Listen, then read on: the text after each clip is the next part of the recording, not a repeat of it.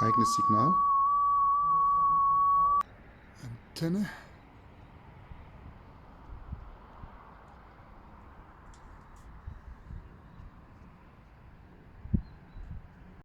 Hier wir 73 73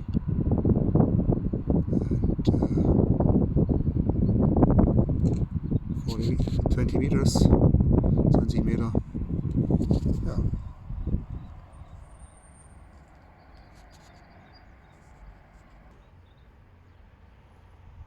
Funktioniert. It works. The ADT transceiver or transmitter, Arduino digital transmitter, and old analog ITT shortwave receiver. Here you can see the output, Ausgang.